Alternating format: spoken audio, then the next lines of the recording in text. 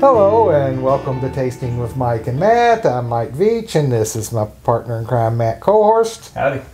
And today we're going to try something new. This was just sent to me yesterday. I received it. Brand spanking new. Brand spanking new. It is the new Kentucky Owl. This is a bourbon whiskey and it is a collaboration with Yahisa Yusuke and John Rhea, a Japanese whiskey blender and the master distiller at Kentucky Owl. So this is the Takumi Edition. So I believe that the only Japanese whiskey influence in this is that the master blender helped them put it together. So you don't think there's any? I don't think there's any Japanese whiskey because it is a bourbon whiskey and you can't add anything. Oh, right. Okay. So it doesn't say anything about what blends there are in there or anything? No. They don't do that in Kentucky Owl, do they, really? No, not really. I got some paperwork that might have some more details. I haven't looked at it real close, but I will look at it later. But I don't like to read what they have to say about it before I make my own opinion. That makes sense. So, Nice color. nice color. Oh, lighter. Don't think there was any type of age statement on here.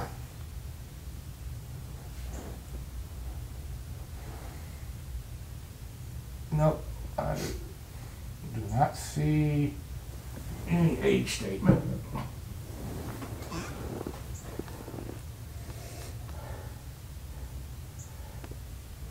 I suspect that there's some older whiskey in here, but the majority of it's probably 4 or 5 year old, just from the nose. Yeah, there's not that heavy oak No, that you'd get with like an older.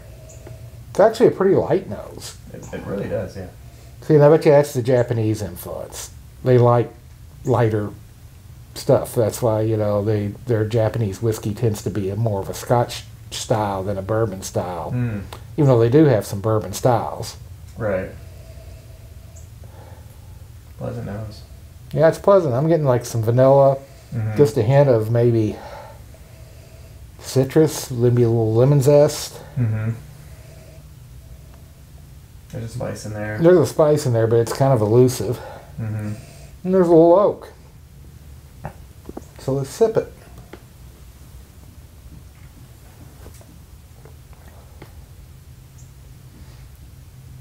Oh wow, that's pretty good. Yeah, I get vanilla, citrusy notes, maybe like a little, maybe like dried cherry or some kind of dried date or something like that, you know.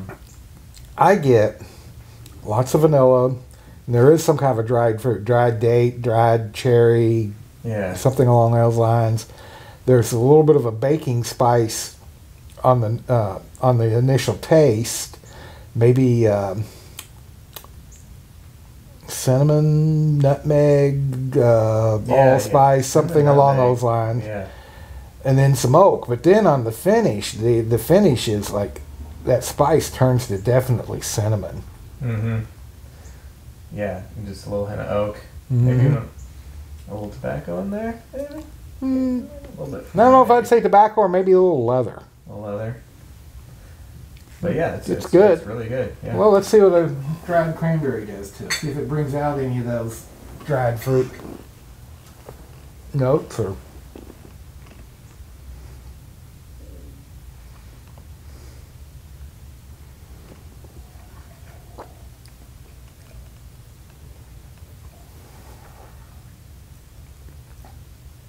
That took away the fruit for me. Yeah, but it definitely turned that spice into pepper. Makes it real spicy. A lot of black pepper. More oak. More oak. That vanilla kind of gives way to maybe like dark chocolate, maybe like cacao. Maybe. So I'm getting a little bit of that.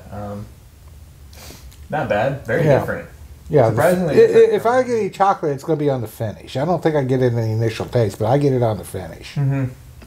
Not bad. No.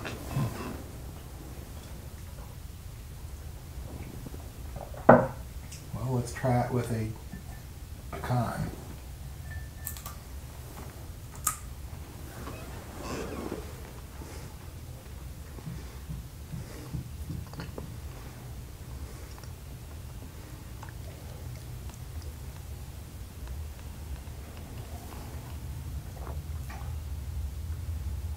Now there's their chocolate. Mm-hmm. Rich, creamy, Mm-hmm. milk chocolatey on that. Yeah. And a lot of cinnamon, ginger type spice on the taste. Mm-hmm. And then the finish is definitely a lot of oak and that black pepper. Black pepper definitely coming through. I like it with the pecan. I do too. It's interesting. It's almost like Hershey's chocolate syrup with a little peppery finish. Yeah. Let's see what the... Speaking of Hershey's, right? Let's try it with a little dark chocolate. Yeah, a little Hershey kiss.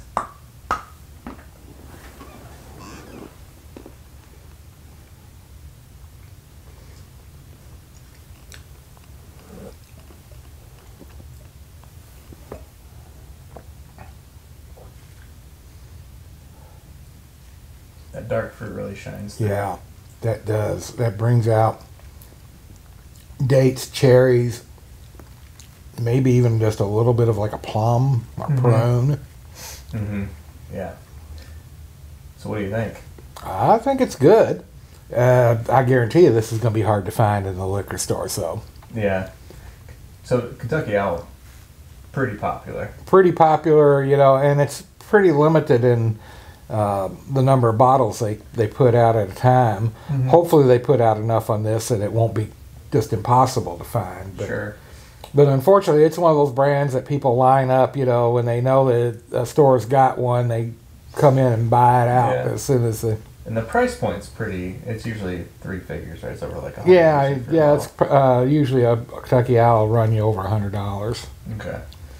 But So still, yeah, if you can find it, and it's, yeah, $100, I don't know. yeah. I might get it for $100. Yeah, I think it's worth a decent, decent whiskey. If you're going to pay 3 figures for it, it's worth it, as long as you don't go closer to 4 figures. Right, yeah. Exactly.